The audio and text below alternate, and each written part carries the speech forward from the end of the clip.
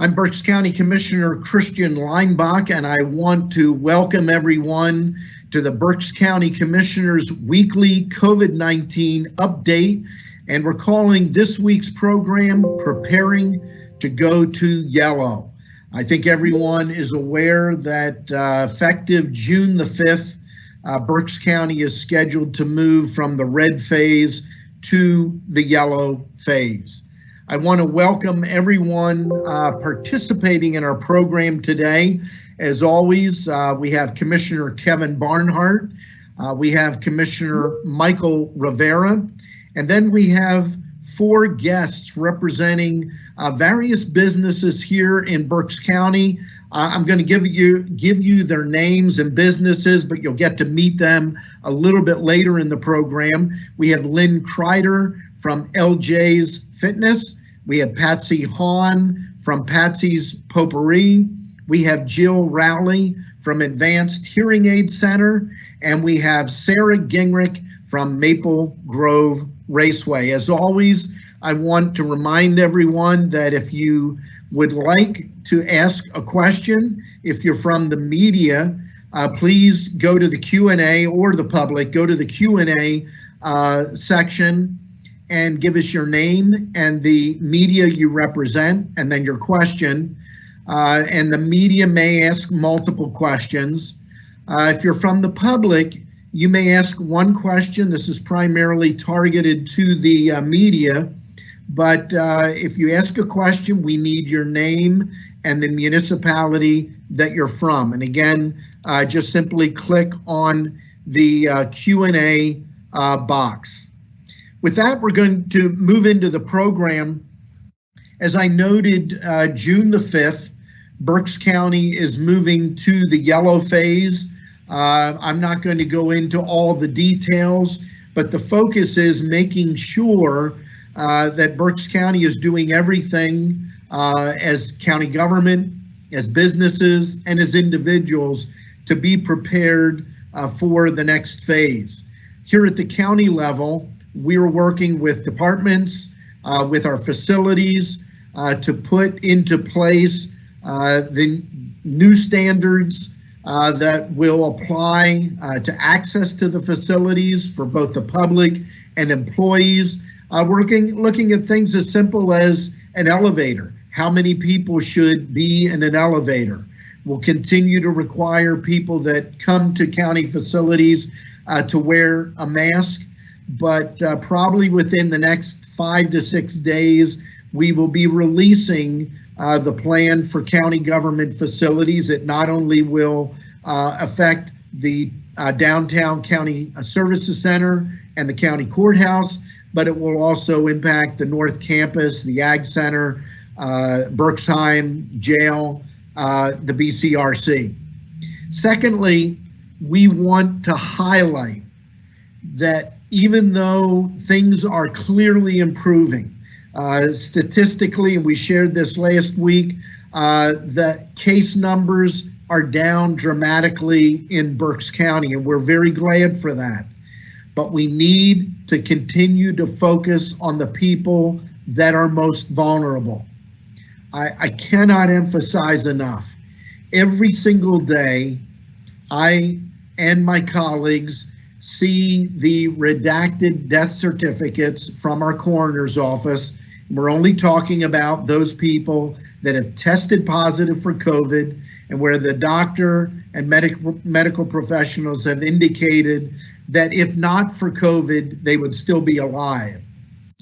These individuals overwhelmingly, probably in excess of 95%, are elderly. And when you look at those with underlying conditions, roughly 99% of those that have died in Berks County are in that category of the most vulnerable. Places like our nursing homes, long-term care facilities need to continue to take very, very serious measures to protect those that are most vulnerable. I've said to my own parents, my mother is 93, my father's going to be 87 in just a couple of weeks, that they need to continue to stay at home. We're going to continue to do their shopping. And I would encourage you to do the same for friends and relatives that are in those categories where they are part of the most vulnerable. Commissioner Barnhart is going to be presenting next. I am glad to have him as part of our team of commissioners. All three of us are doing things that I would say, Kevin, probably 5 months ago, we had no idea how to do what we're doing, but we're focused and we're doing what needs to be done to help our community, help our residents, and to help our businesses. With that, Commissioner Kevin Barnhart. Thank you, Commissioner Leinbach, Commissioner Rivera, and our participants today. And yes, this is not something we planned for as we started our new term in January with our new colleague, Commissioner Rivera. So I want to just roll from what you were discussing about moving from red to yellow and discuss the Do Your Part, Stop the Spread Berks County.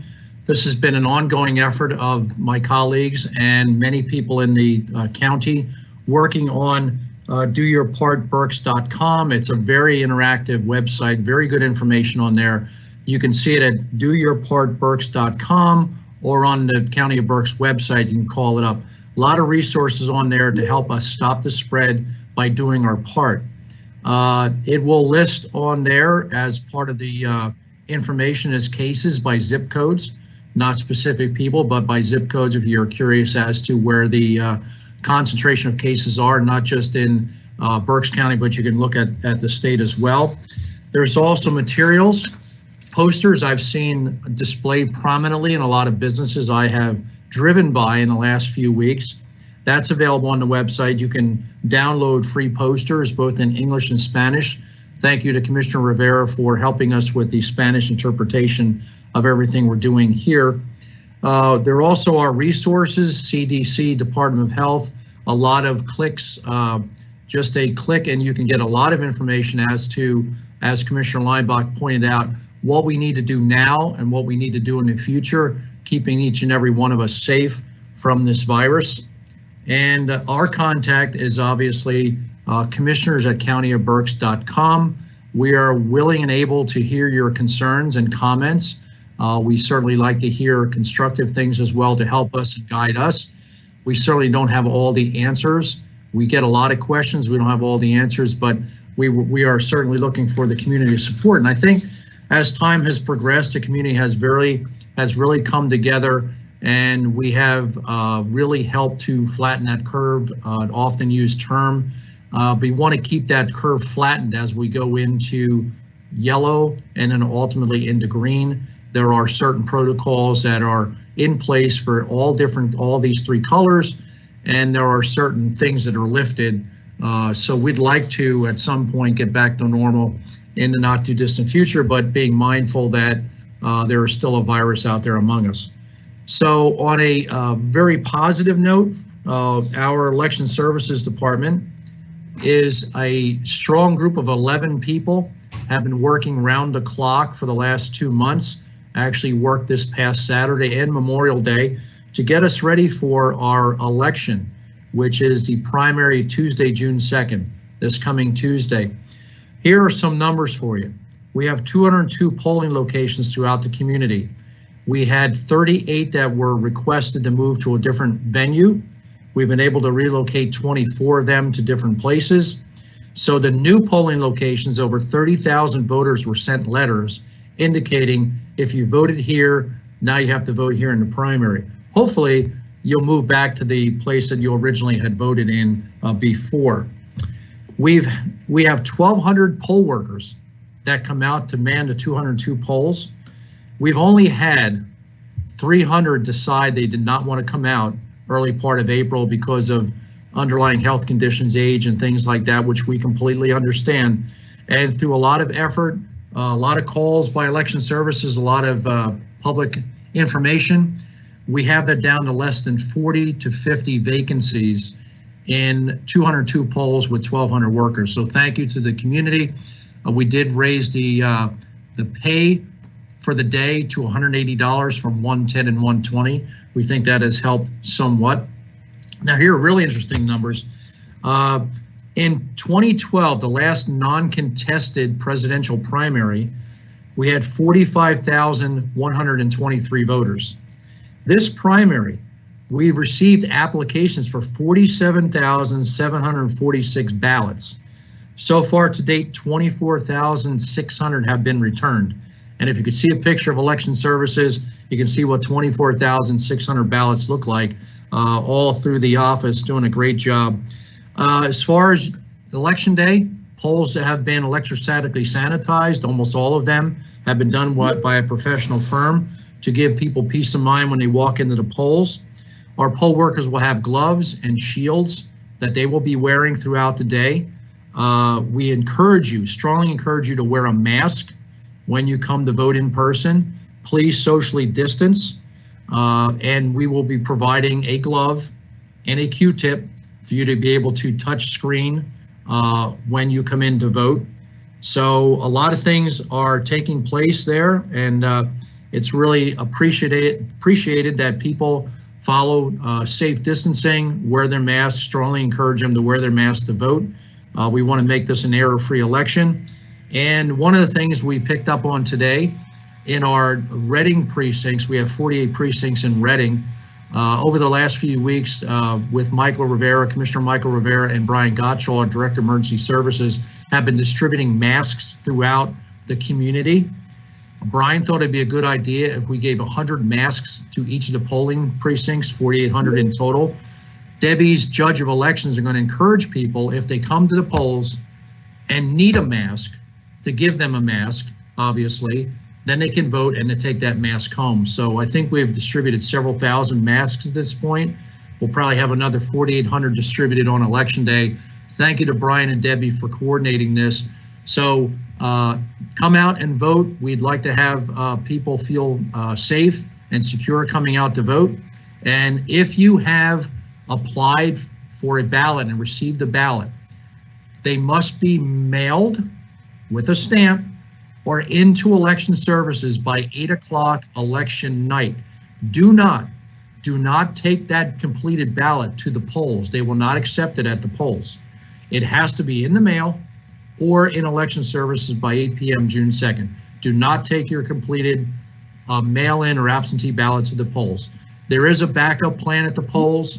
If you do arrive, the book will say provisional only. Provisional is a hand ballot, which you'll complete, and then that will be cross-referenced. If you mailed in a ballot and you provision voted in your precinct, they're going to cancel each other out. You only get to vote once. So for people that think there's a way to vote multiple times, there's a lot of systems of checks and balances here. Believe me, you will not be able to vote twice. One of those ballots will count. So I know I went into a little detail, and I know numbers are important, and I wanted to put that out there. And again, I want to thank our participants on the call today. I think it's going to be very informative for the community. Thank you. Thank you very much, Commissioner Barnhart. And I did forget to note Commissioner Barnhart chairs our Board of Elections. Appreciate his service. He's done that. I think this is your 13th consecutive year, other than the years we run. You can't do it the years we run. Correct. So three times in the past that hasn't happened. But thank you very much. Commissioner Rivera, if you could talk to us a little bit about the small business loan program and the effort with the Chamber Alliance on rebuilding Berks. Yes, thank you very much, Commissioner Leinbach, and also thank you, Commissioner Barnhart, for your valuable information as well. Very much appreciate that. In reference to the small business loan, it is called the Small Business Restart Loan Program, and it's an effort to assist local small businesses struggling during the COVID-19 crisis. And there's up to $2.3 million available in interest-free loans to local small businesses struggling to pay bills and maintaining payroll during this shutdown. You can find more information on it at by visiting doyourpartberks.com, which is the website that Commissioner Barnhart spoke about previously. Again, it's doyourpartberks.com for more information. Once you're in the website, you can click on the resources tab and then on Berks County Small Business Program. The application period will be from June 15th to June 19th, and it will not be on a first come, first served basis. So if you can't get in there right on June 15th, don't worry about it. You'll have some additional days. And what will happen is all the applications will be received once the deadline closes. Then all the applications will be reviewed equally. And then Neighborhood Housing Services, who's doing that process, will then determine who the loan recipients will be. And the applications will be accepted by qualified for-profit, privately held small businesses that have been in business at least as of April 1 of last year and are located in a municipality within the county of Berks. Now, this loan particularly is for businesses that are located outside the city of Reading. And the reason being is that because the funds that are used for this loan prohibit the county from using it within the city of Reading, because the city of Reading gets its own pot of funds from the same place, which is to be used within the city of Reading. So if you are within the city of Reading, you can apply for a similar loan, which the city has, and you can go to readingpa.gov for an application there. Their loan program is being handled by Community First Fund. So again, there's the county program and there's the city program. And if you're in the city, apply for the one in the city. And all qualified small business loan applications must demonstrate and or provide evidence of financial hardship that was sustained due to the COVID-19 pandemic. And if you meet the eligibility requirements, you can submit an application from anywhere between $2,500 to $10,000. And this will be based on the amount of gross revenue that your business has within a year.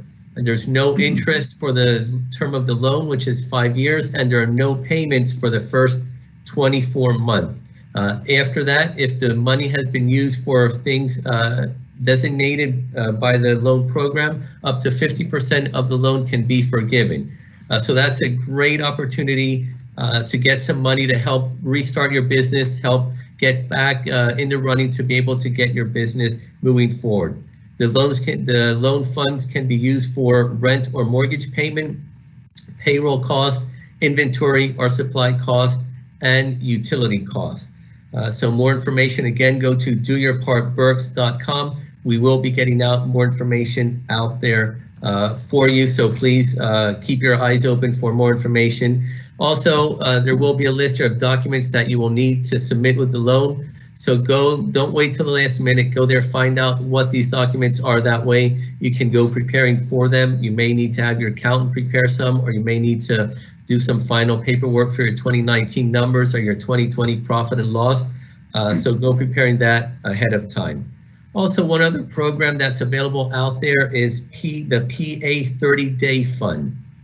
And that's a forgivable loan of $3,000 for businesses as well. It's not county, it's a private fund. It was put together by entrepreneurs who gave of their personal money to help out other entrepreneurs that need help. You can get more information at www.pa30dayfund.com, and that's digits 3 and 0. Again, that's www.pa30dayfund.com. And you can go there to apply for the fund, or you can also go there if you are a business owner or someone who wants to help donate to the fund to help other business owners. The second piece I want to talk about today is what's called Rebuilding Berks. And this is a county and Greater Reading Chamber Alliance joint program. And the goal of this is to be able to help businesses restart and grow.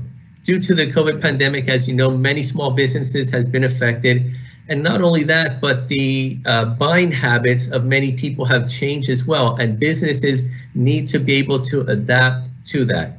So basically, for the public part of this, there are two things that go into this.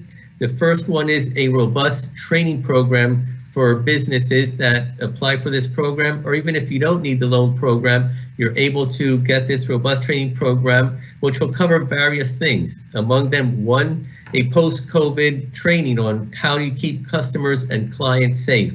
that'll go over a number of things that you as a business owner need to be aware of. Because remember, it's not just about the sale, it's about keeping your employees and your clients safe as well. And with this program, you get a certificate you can put in your place of business, and it will help give your clients some degree of assurance that you are doing what you need to do to be able to keep them safe. There'll also be training in reference to growth and preparing for the future, as well as HR support.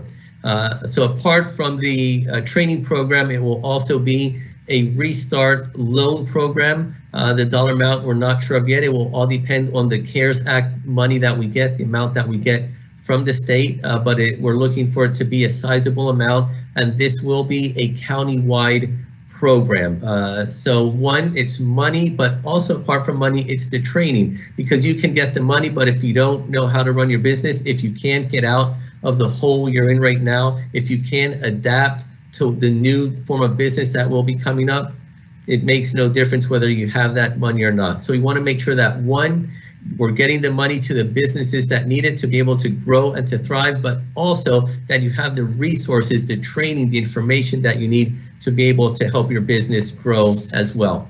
And talking about businesses, just keep in mind that although when we move into yellow, the stay-at-home order is lifted, businesses must continue to follow the safety protocols that are in place right now. Also, not all businesses are allowed to open, so you want to make sure that you find out if your type of business is allowed to open. In-person retail is allowed to open, and also restaurants, bars are limited, still limited to carry out and delivery only. So we're looking forward to this, but please make sure that your business is allowed to open when we get to the yellow phase. Thank you. Thank you very much, Commissioner Rivera and Commissioner Barnhart. As always, you provide some detailed and valuable information for our residents here in Berks County.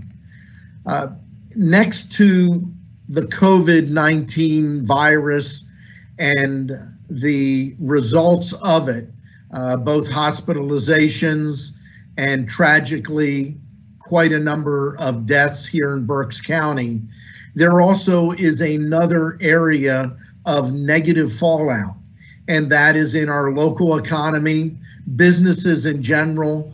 We are seeing levels of unemployment not seen since the Great Depression almost 100 years ago, back in 1929. Over the last several weeks, we've heard from many businesses, but especially small businesses that are struggling to stay afloat. We've heard from some businesses that have had to close their doors. This afternoon, we're very glad to have 4 businesses from throughout Berks County representing very different sectors.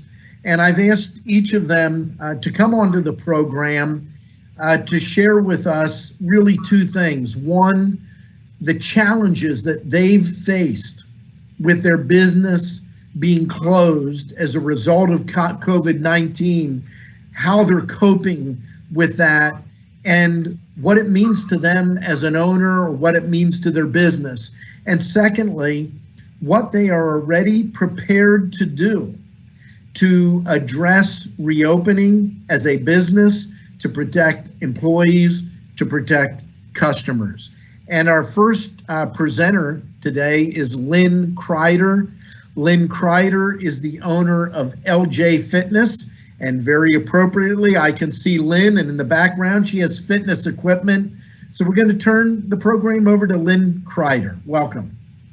Thank you, commissioners. We are so grateful as small business owners to have the opportunity to at least give our side of the story and how we're dealing with this COVID-19 pandemic. I've been in business for 30 years in Wilmersdorf, and I've never experienced anything like this. My doors have always been open and our club has been busy. So I guess my first adjustment has just been to have to deal with the quiet. It's way too quiet here at LJ's. We have very quickly looked to partner up with other fitness center owners that are in our same shoes. I mean, we find there's power in numbers. So we reached out to a group that was just starting up called the Pennsylvania Fitness Alliance. That's given us a little bit of camaraderie, if you will. We can bounce some ideas off of each other. So that's been really great. We sent information out to our members at LJ's Fitness. We actually even pulled a CDC website and a little hashtag to let people know that the CDC is also recommending exercise. They talked about the benefits of physical activity, and we shared this with our members. We also shared this in a letter with our representatives, our senators, and the governor, that it's good for brain health, it's good for weight management, it's good for cardiovascular disease, it's good for diabetics to be exercising, to be fit. Honestly, we really see ourselves as part of the healthcare continuum, and to have the fitness centers kind of at the bottom of the pile along with some other businesses in an industry, I don't understand it. We often get referrals from physical therapists who are permitted to continue to practice, from chiropractors who are practicing, from physicians post-operative. They send folks to us. So I'm a little perplexed as to why we're still in the red, if you will, not able to operate until the green phase. So in response to all this, you asked about what our club is doing. We actually, in partnership with the Pennsylvania Fitness Alliance, presented our plan to the CDC and to the Surgeon General, and they approved our fitness plan to reopen our clubs to keep not only our staff safe, but also our members safe. Things like taking temperatures for folks as they come back in the door. Before they come in the door, if it's anything above 100, we recheck, and if it's still high, then we ask them to come back on another fitness day. We're looking at limiting our capacity in our club, which we're a very social environment. So this is going to be a real rub for some folks to not realize you can't just hang out for hours at the gym anymore. So we have them reserving space on the treadmill. They have a time slot, a space in the main circuit area, a space in our lady circuit. So our members are going to have to experience a little bit more structured fitness time for themselves. But I think one of the biggest things, and this is, and a lot of what you guys have been talking about is so important with small business, not just fitness business. We're really the backbone of our communities. And over 30 years, we've been getting phone calls from the high school. Can you put an ad in the musical? From this sports group, can you put an ad in our program? My daughter's sick, can you do a 5K and host that for her? And there's often just a lot of people with their hands out to the small business community. And we're thrilled to be partnering with people in that regard. But if we're kept closed, this is going to cripple, if not eliminate, so many small businesses. The community landscape isn't going to look the same anymore. So we're just really excited about going to the yellow phase and really hoping that fitness will be considered a little bit more of an essential business going forward, and maybe we'll get to open a little earlier. Well, Lynn, thank you very much. And I think you make some compelling points, actually some points that in our email exchanges, I don't know that you made quite as well as you just did. And I want to make something clear. All three commissioners, almost day one, in response to the governor, said, we believe any business that can put together an effective, in your case, a CDC approved health and safety plan to mitigate the spread of COVID-19 should be able to be open. Unfortunately, that has not been the case. We will continue to tell that story to the governor, to the Pennsylvania Department of Health, but thank you for coming on, and I'm certain we'll have some questions for you. Right. Our next presenter is Patsy Hahn. She is with us via the phone, and she owns Patsy's Potpourri and Gifts in Boyertown. Patsy, welcome to the Berks County Commissioners Weekly COVID-19 report. Thank you so much for having me, Christian. I'm humbled after listening to Lynn. But I've been in business for 11 years in Boyertown. It's a small community, which we're trying to make a bigger community. And I am not in any conferences or anything like that. We're just small little businesses trying to work together. And this has devastated a lot of businesses. Not mine so much, but yet still. I'm open Thursday, Friday, and Saturday until the winter, which is my bigger season. But I've been out of a commission since March 14th and looking very forward to going yellow. I had been a little frustrated in the very beginning because I am a tiny little store, so I am able to manage things a lot better than big stores, and yet I saw Big Lots and Target and all those places open selling the same things that I sell, but my store is all things made in the USA and local artisans. So I'm supporting America and I'm supporting local artisans, yet I was closed down, and yet the bigger stores that I feel are much more germ oriented have been open. So that was a struggle for me, but then I just said, you know what, I'm just going to keep moving forward. So, and same with all the other stores in our little community. And we're looking so forward to being able to open and show that we are able to keep our customers safe. Many of the things that I am doing are like everybody else. I'm going to have a sign on my door that asks for masks. If you want to touch the items, you need to wear gloves.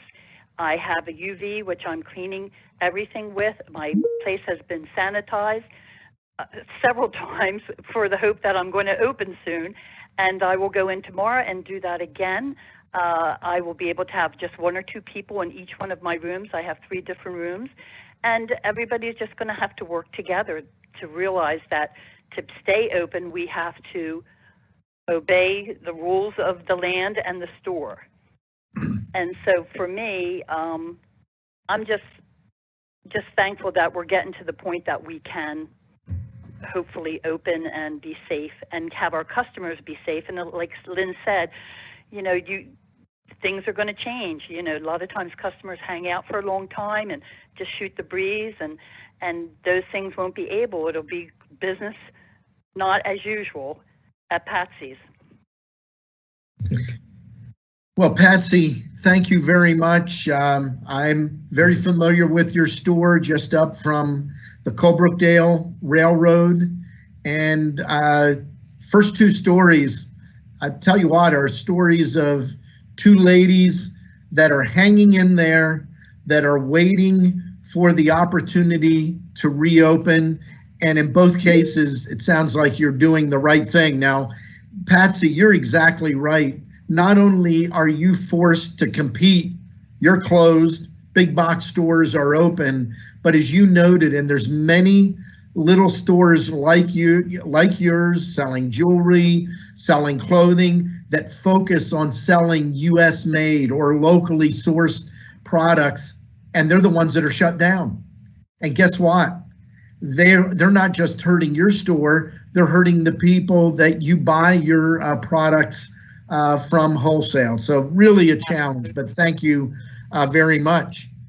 Thank you for the opportunity. Oh, you're very welcome, Patsy. Speaking of a variety, we go from fitness to gifts to hearing aid center. And the Advanced Hearing Aid Center, we have one of the owners here on our program today, Jill Rowley. And Jill, why don't you tell us about your experience with advanced hearing and COVID-19? Thank you, Commissioners.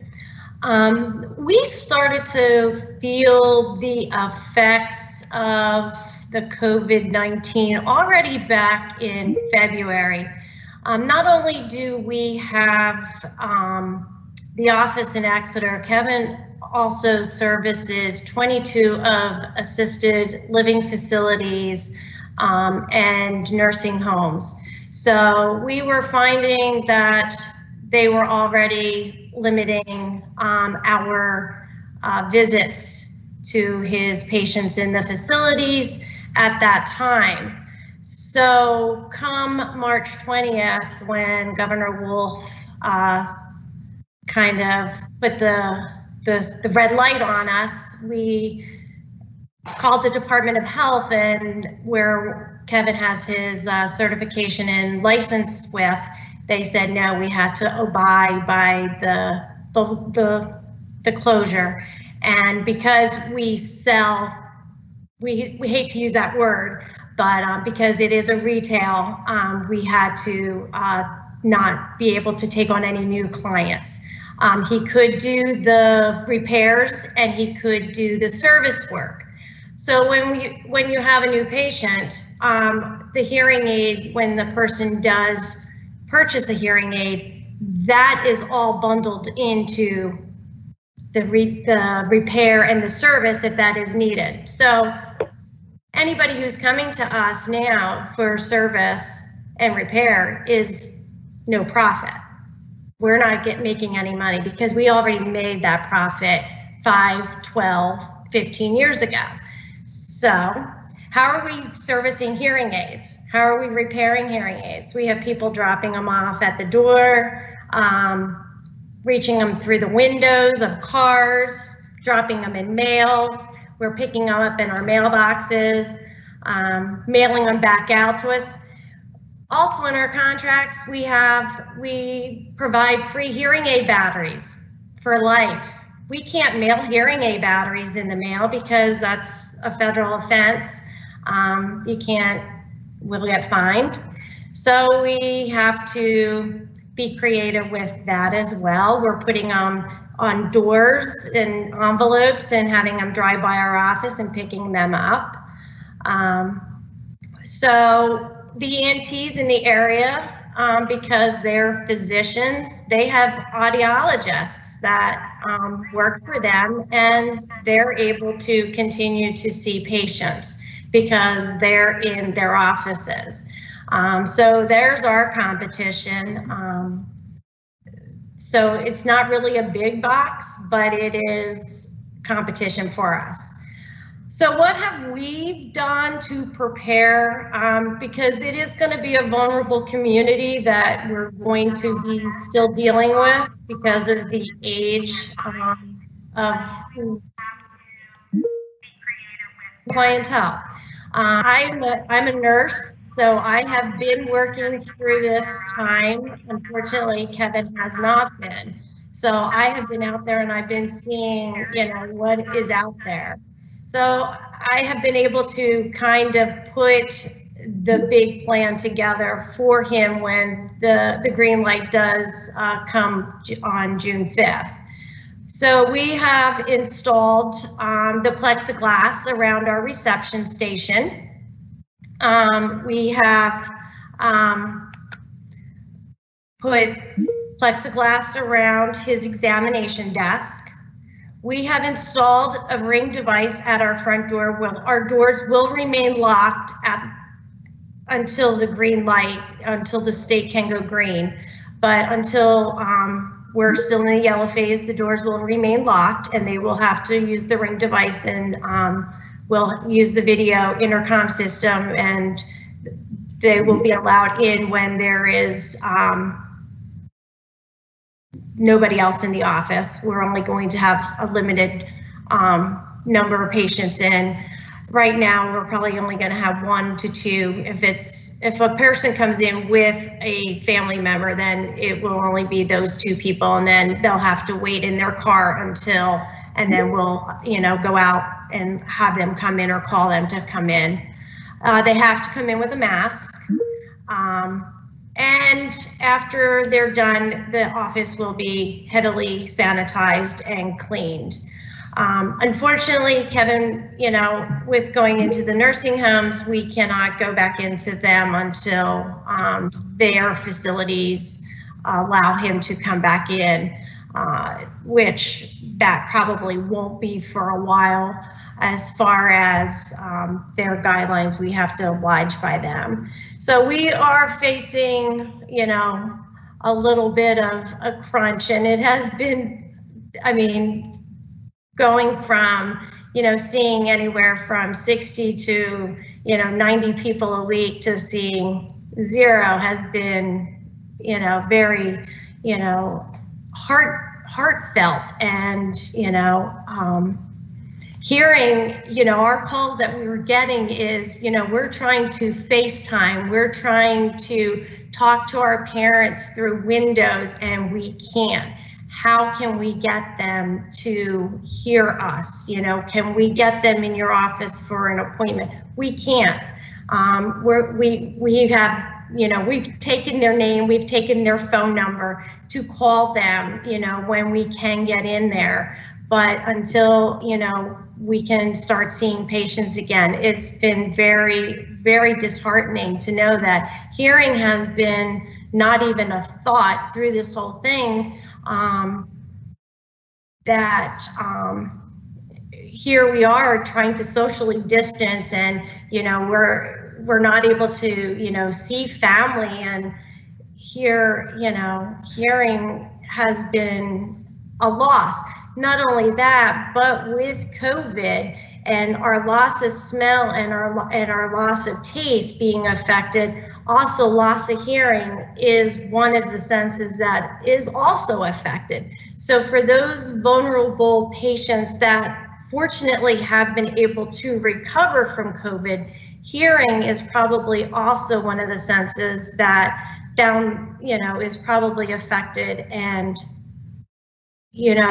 these vulnerable people, elderly, are struggling with hearing, and that's why we're having a hard time communicating with them. And we're getting these phone calls, and we have no answers for them because we cannot treat them right now.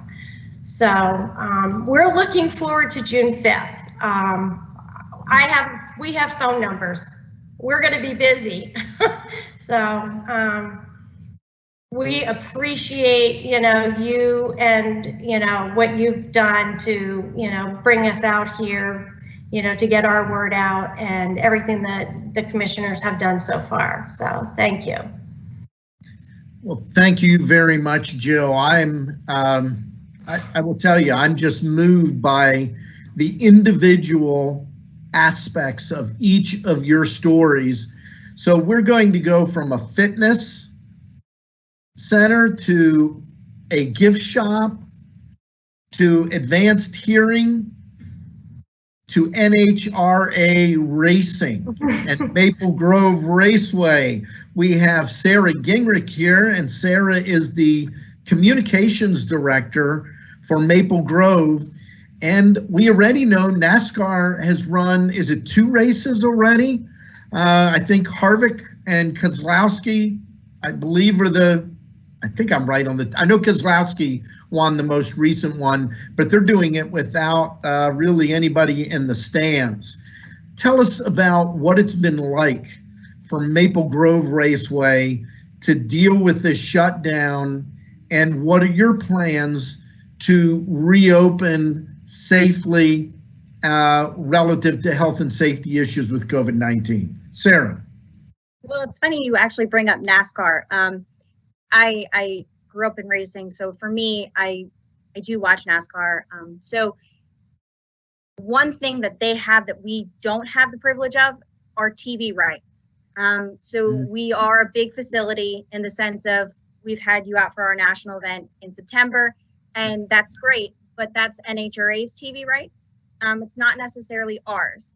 We are a local facility in the sense that we have bracket racing. So those are the people who basically they might just be your neighbor, and they race their car, or it's the soccer mom or the math teacher, or it could be anything. So those are the kind of people we deal with on a weekly basis. We can't sustain an operation with just the racers, if that makes sense, like NASCAR can.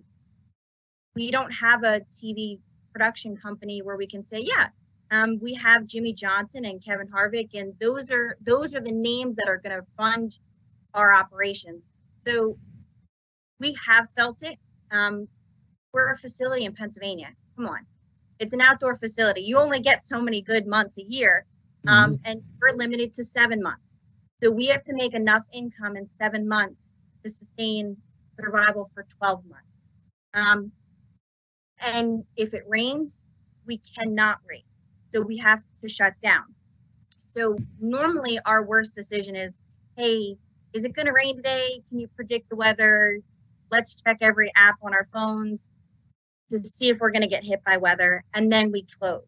This is something that none of us have ever been faced with, and it's actually very difficult because we have a lot of people who are asking us, like, now people are starting to get very antsy. Not now, actually, the past 2.5 weeks or so, our social media has been blowing up, and so of our emails, and people are just banging down our door saying, when are you going to open up? When are you going to open up? And we haven't opened up. We've followed what the rules are, and there are other tracks in Pennsylvania opening up, and that's on their decision, not ours. But we want to make sure that we follow and do it the right way, because we don't want to risk anybody's safety. Our employees and our racers and our fans they're the backbone of our operation. Without them, we wouldn't have anything. So we want to keep them safe. The racing community is a family. So you think of it as your family, and we want to see each other. You want to see your family, just like there's people who can't see their actual family now. So we get that everybody wants to race, but we've been very cautious. However, if we don't figure out a game plan, we might not be able to have a next year. We've been open since 1962, and we're family owned. We're not a big box store, just like the other 3 businesses. It's something that is influential to the community. Without those other 3 businesses, Berks County feels a loss. And I feel as if we're in the same boat, where there's hotels and there's restaurants all getting business as well. And it's from gate prices, but also sponsorships. Those are where we get our 2 sources of income. And our sponsors are either feeling the hurt from not being able to open, or they're saying, we aren't going to pay you everything and we need a refund because you haven't been able to fulfill your contract. So not only are we losing the money from not being able to get the gate prices for racers and spectators, but we're also having to return money for our sponsors who either can't pay or us not fulfilling our contract. So we're kind of, my mother always used the term hemorrhaging money, and it's a very old term, but that's what it sort of feels like. You don't know where to stop. We have things in place that we're looking to, if we do get any sorts of approval, because I know that if we use and move to the yellow phase, that doesn't mean we're cleared to go. We're kind of in the middle here of what we are classified as, and we have a phasing process that we would just need some sort of income, either if it's just a testing session or small. We aren't looking for spectators. As much as we love them, we aren't looking for them. We just want racers to have a place to race as a source of income, if that makes sense. Mm-hmm. And so, part of the process would be your normal temps, hand sanitizer, cleaning, that whole 9 yards. Yeah, I was going to just ask, how do you prepare to protect customers and racers from a health and safety aspect with COVID-19 at a drag strip? Well, we have a lot of land and a lot of flat land. So on a basis, we might have anywhere from 100 to 300 racers. And we have over 200 acres of land where we can spread them out. On a normal basis, a lot of them like to pit 12 feet apart, 13 feet apart. So that's not a problem. We would make sure that everybody is pitted far enough apart. Our tower wouldn't be open. We wouldn't be giving any payments out in person. Everything would be mailed. All our employees would be wearing gloves and a mask. On a safety perspective for our staff, if they, like our starting line and our top end, they wouldn't be wearing masks up. They would have them around their neck because they are so far apart and it being sort of hot, but they have them with them. So if there is an accident cleanup or a spill on the track, they would just pull them up when they're around. Temperatures would be taken for our employees. we want, we don't want to say people from outside areas aren't welcome, but we're going to say something that if you're from an area that's highly infected with COVID, we just ask that you be mindful. We're not trying to be in a lawsuit of any sort with that, but we want people to be mindful and make decisions on their own in that aspect. Thank you very much. Thank you to all of our presenters. Again, Lynn Kreider from LJ Fitness, Patsy Hahn from Patsy's Potpourri, Jill Rowley from Advanced Hearing Aid Center, and Sarah Gingrich from Maple Grove Raceway. Really appreciate you telling your story. And with that, I'm going to turn to my executive assistant, Mary Buer, and I know that she has several questions that she is going to share. Okay, Karen Shuey from the Reading Eagle. How are the business owners featured on the call preparing to reopen? Do they feel they have enough resources, PPE, and guidance to open their doors to the public? What kind of changes will they implement to adhere to the CDC recommendations? So which one of our business owners, or more than one, would like to answer that? I know you've addressed that to some degree, but just jump in. Something that we've implemented, and if I'm sure we're all dealing with the same problem where you try and call your vendor to get, now in the fitness business, we've always used hand sanitizer. We've always had white buckets around. So now we're trying to double those up.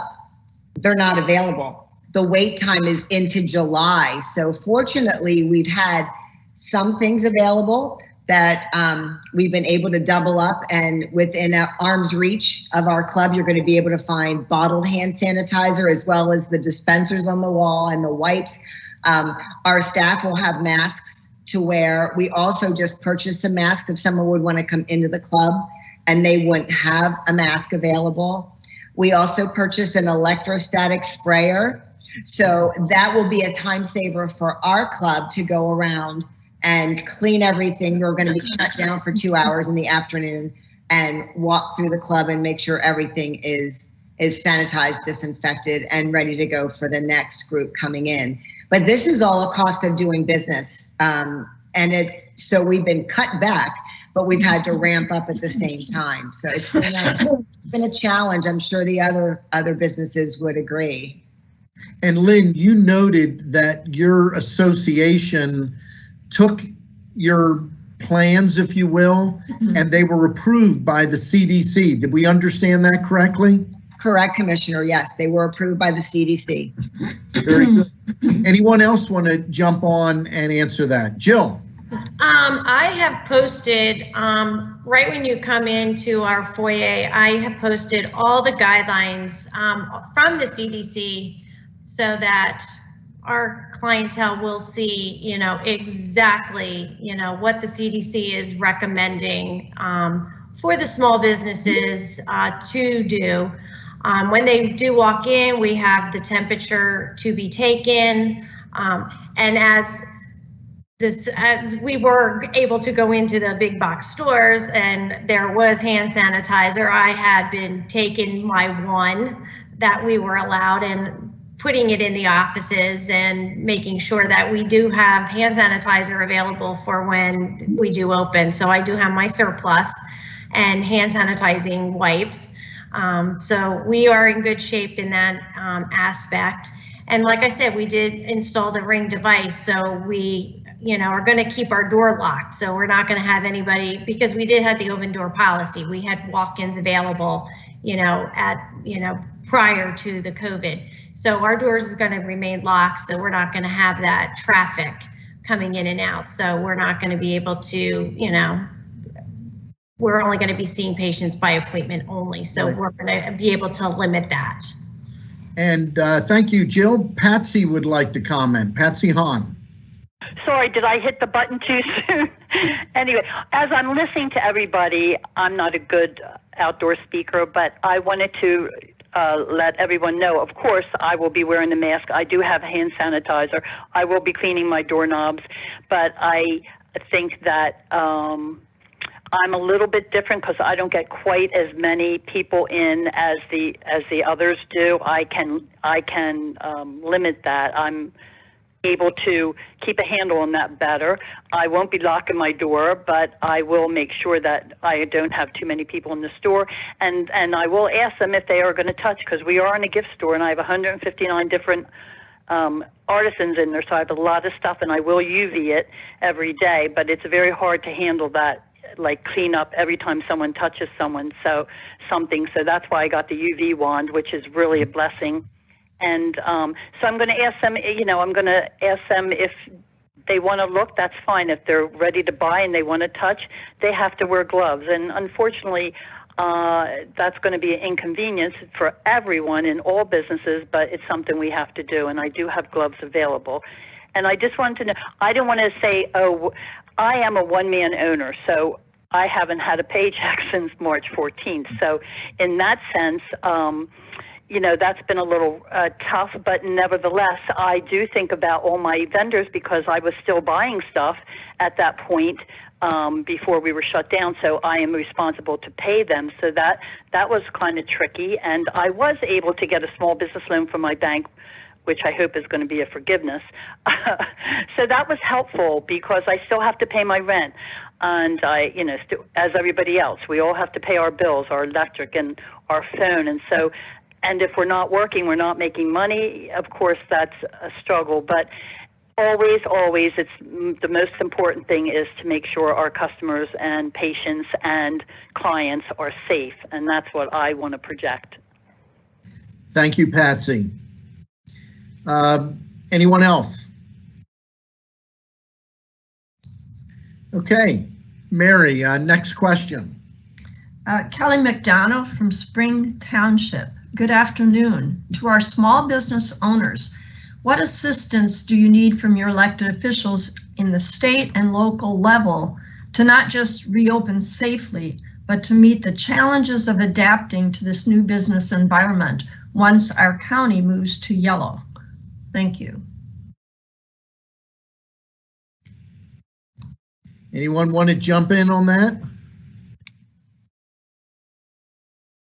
Well, I think part of the support that we'd be looking for in the health club business, there have been, and they've been on the news, there are those that are just chomping at the bit to reopen, whether it's their members are yelling to them, or they think it's, their rights are violated and it's their constitutional right to be open, and whatever that looks like.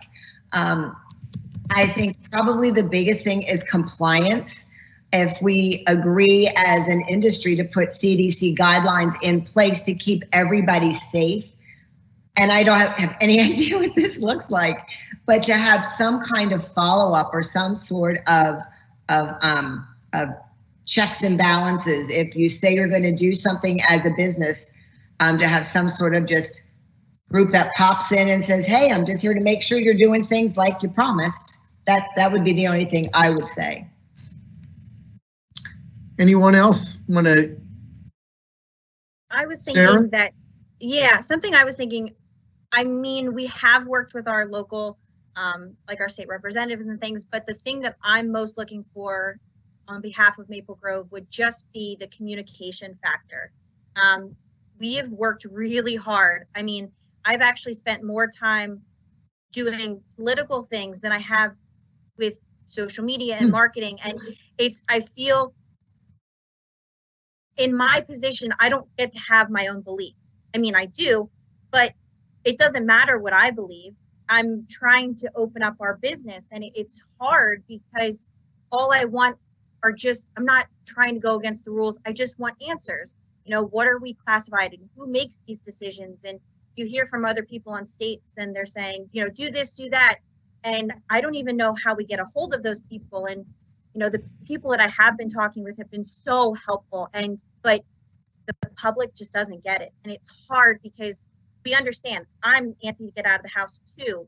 By all means, I love racing. This is killing me here. It's May, it's gorgeous weather, but we want to do it right. And I just need communication from officials and who do we talk to? And, you know, we're not a normal business. Well, Sarah, one thing I want to share, all 4 of these businesses are one of many that have reached out to the county commissioners and asked to be able to tell your story to Governor Wolf. And in all of these cases, your story was forwarded on to a contact in Governor Wolf's administration, and hopefully they will understand that we not only need some communication, we need some common sense in the rules, and it's confusing. And I've heard from all of you, my colleagues are as frustrated as you are, and the lack of communication has been #1 issue. County commissioners, I was on a call, I didn't even get to talk to my colleagues, but I was on a call, the first of 3 calls a week with the governor's office and DOH. The call lasted 15 minutes. After they were done with their opening comments, we had time for 1 question. And the question came from me. It was, since the rules just changed on green, and they did over the weekend, they became more restrictive, not less restrictive. What comes after green? And the answer was, nothing comes after green. And we're waiting. I have a call on Friday, and I've already let our folks know in our state association, we better have more time for answers. But that is a challenge. We just want to know, how do we plan? Commissioner Barnhart. To Sarah's point, I was with a person on Monday who said he's going to Lincoln Speedway dirt track, and I said, how are you going there? He said, they're making people sign a waiver, a hold harmless agreement. I said, they're not worth the paper they're written on, but so how they're going to social distance watching a dirt race track, you know, to your point, you could probably do that now with social distancing and let people run their cars down there. They're only in the car by themselves, and maybe their friends are sitting in the stands, 2 or 3 friends, 6 or 10 feet apart. So I really understand the frustration you guys have, because you've really thought this through and recognize how you can open up safely for the customers. And I applaud you for being on today, and hopefully we can get you open up sooner, get you back to where we need you to be. So yeah, and just so you know, you may not be aware of this. Not only is this being broadcast live on Microsoft Teams, it's being broadcast as well on Facebook Live for the county and on our YouTube page. And you'll be able to go back and share this. And I would encourage you to take advantage, share this on your social media. Let people know that you're not just sitting in a corner trying to figure out how you're going to survive. You're speaking up, you're standing up, and you're letting people know you're not a careless business owner that only cares about money. And you've heard that, and I've heard that. You don't have anything if you don't have customers. Nobody's going to care more about individual than each of you. I'm not saying the big box stores don't care, but we all saw what happened the first 3 weeks they were open and you were closed. Almost nothing in the way of social distancing, nothing to take care of their customers or take care of their employees. The very things that you're being required to do to reopen didn't happen for several weeks. And I think that's a shame. I really do. On this question, anyone else want to jump in and answer? I think we have one more question that probably will throw to Commissioner Barnhart. Mary, can you share that? Sure. Jess Royer from Spring Township. Will mail-in ballots be accepted if they are postmarked by June 2nd, even if they are not received until after June 2nd?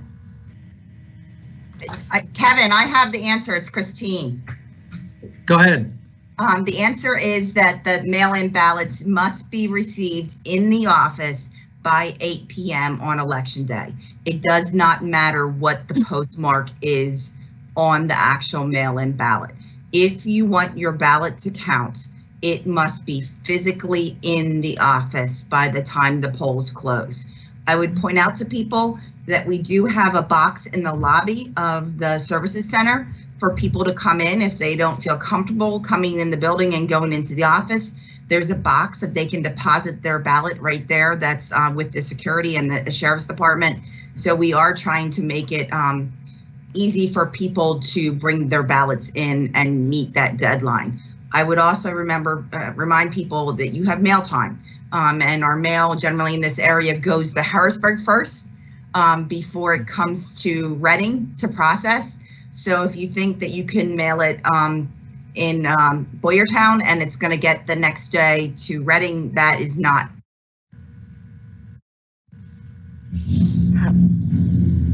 Not like, okay. Well, thank you for those that may not know, that was Christine Sadler, our county solicitor.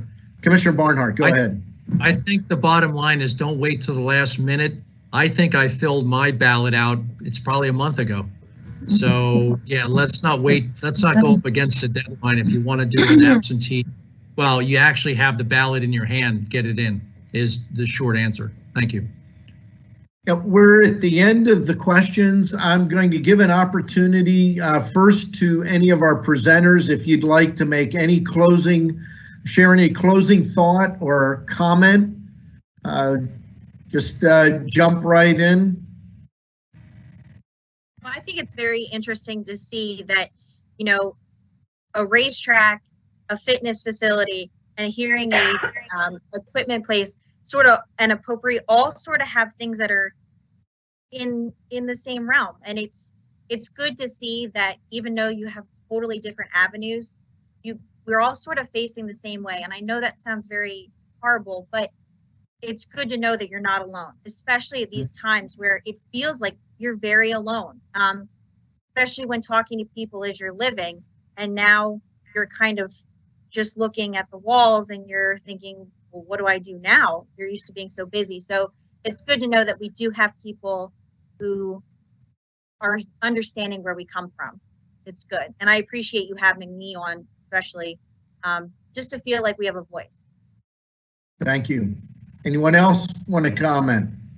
I would agree, just to piggyback on what she just said, you do feel isolated in this time of quarantine and you feel alone. And the one tagline we use in our club all the time is, we are one or we are none. And I think that really applies here. We are all in this together, and we have to remember, whether you're a speedway or you're a hearing aid business or fitness or, you know, a gift store. I mean, it's we all have the same problem, and we service people. We have customers that we depend on, and they depend on us. So thank you, commissioners, very much for this opportunity. Thank you. I just want to say thank you for everything that the three of you have done for Berks County, making, you know, us aware of what is available, you know, for the small businesses. You know, we did apply for the PP protection loans, and because we only had one employee, we were disqualified. So we weren't even able to, and it was, you know, what you are coming up with, you know, for the loans, you know, through the county, that, you know, giving us another opportunity is, you know, very helpful. So we appreciate everything that you are doing, you know, as commissioners. Thank you. Thank you. Can you hear me, Christian? Yes, Patsy, go right ahead. Okay. I'm really bad with buttons, so I hit a button and I'm thinking I might be muted again, but yes, thanks again.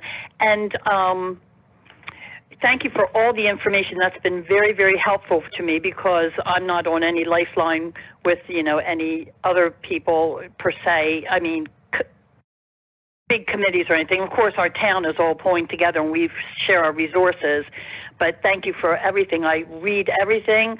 I I have written down all the things that were given earlier, and it's just a blessing that we have your support. And I thank you again to all three of you. Thank you, Patsy. My colleagues, either one of you want to make a closing comment? I just want to thank the ladies for participating today. It opened my eyes again to the situation out there, and hopefully things will get back to normal sooner rather than later for you guys to get back and service your customers who sorely need you. Amen. Yep. Yeah, I want to thank you for being on here as well. And I want to thank you also for understanding the importance of opening the right way. I can see you've all thought through it. You've all looked at ways in which you can protect your clients, your employees, because you understand that that's the most important thing. To be able to have your business, for your business to be able to grow and get back to where it used to be at, people have to feel safe going to your place of business. And when you start implementing these protocols and the word gets around that you're doing it the right way, that's definitely going to help your business. So thank you very much. We're all in this together, and I can see you're doing your part so that Berks can open safely. Thank you. Thank you. And I want to compliment all four of you. I'll tell you what, as I sat and listened to what you had to say, I didn't hear whining. I didn't hear complaining. I heard from 4 Berks County residents that if I was in a tough spot, I'd want you on my team. I'm proud of the way you have faced something that's absolutely unprecedented. As I noted in the beginning, as commissioners, we could have never predicted we'd be here, nor could you, but you're here. And you're standing up for what you believe in, you're planning, you're doing everything that you possibly can. And I want to thank you. You're the kind of people that make up our community. And you're one of the reasons I love Berks County. So thank you very much. Thank you to my colleagues. And again, we will be back next week at 3:30 p.m. with our weekly COVID-19 update. Thank you and stay safe. Thank you.